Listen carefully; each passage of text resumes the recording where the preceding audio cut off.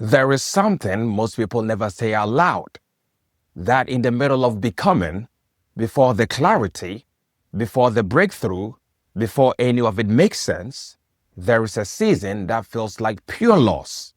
You lose the version of yourself you used to be. You lose the people who only knew that version. You lose the certainty that you are even going the right way. And you carry all of that alone. Because how do you explain to someone that you are grieving a version of yourself that was not even fully alive? That is what I'm going to talk to you about today. The part of growth that nobody prepares you for. There's a word in the world of biology called apoptosis.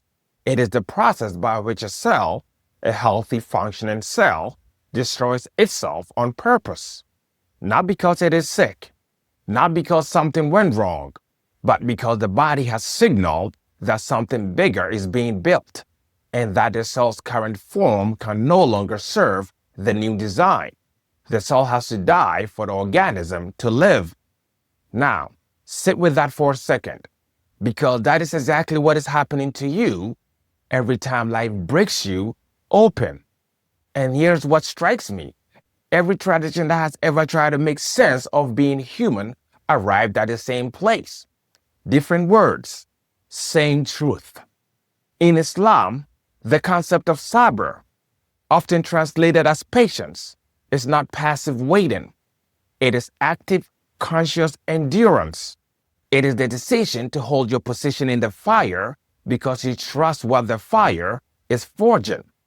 The Sufi mystic, Rumi, wrote, "The wound is the place where the light enters you. Not after the wound heals, not around the wound, through it." And in the Christian tradition, there is a letter written by James, and he says something that will sound almost offensive the first time you hear it. He tells people going through the hardest seasons of their lives to count it as joy, not because pain is fun, but because he understood something most of us resist. The testing is the training. He said perseverance, when it finishes its work, produces someone who is mature and complete, not lacking anything. That phrase, not lacking anything, that is the goal. That is what is being built inside you right now. Now, let us bring science into this, because this is not just poetry. Neuroscience has confirmed what the mystics always knew. When you step outside your comfort zone, when you are forced to change, to adapt, to let go, your brain undergoes a process called neuroplasticity. New neural pathways are literally carved into your brain tissue. Old ones that no longer serve you begins to prune away. And here's the key. The process is uncomfortable by design. Your brain's threat detection system, the amygdala, cannot tell the difference between a lion chasing you and the discomfort of you becoming someone new. It fires the same alarm either way. So the anxiety you feel when you are growing, that is not a sign you are going the wrong way. That is the sound of your brain being rebuilt. The discomfort is not a warning. It is a receipt. Proof that a work is happening. Read it that way. But here's the part that requires the most honesty. Growth does not just cost you comfort. It costs you identity. And identity is the thing we protect the most fiercely, even when it is hurting us. Carl Jung called it the shadow. All the parts of yourself you have buried, suppressed, or outgrown but refuses to release. He said the most terrifying journey a human being can take is not outward, it is inward. Because inward is where you meet every version of yourself you have been avoiding. Inward is where you meet the version of you that is still angry, still afraid, still waiting for someone to come save them. You cannot carry that self into the new life. The door is too narrow. This is why some relationships fall away during seasons of growth.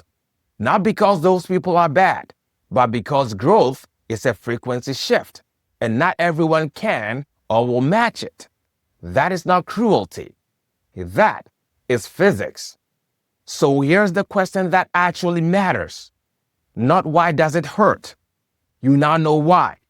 The real question is, are you willing to trust the process long enough to become the person waiting on the other side of it? Because here's the truth that every tradition, every scientist, every sage who has ever walked through fire and come out whole will tell you. The pain is not punishment. The pain is preparation. You have not been broken down. You are being broken open.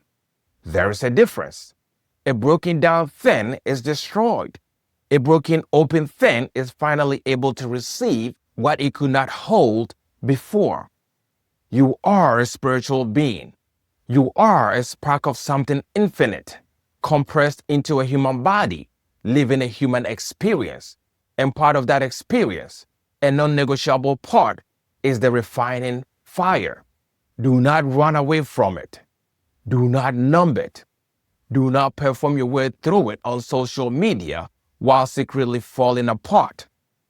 Go through it consciously with your eyes open. Let it finish its work, because on the other side of the breaking, there is a version of you that is freer, clearer, and more powerful than anything you have been performing up until now. That version is not built in comfort. It is built in the fire. If this hits something real in you, sit with it. Do not scroll past this moment. The fact that it landed means something in you already know it is true. And if you're in that season right now, the season that feels like loss, I just want you to know you are not falling behind. You are falling in place.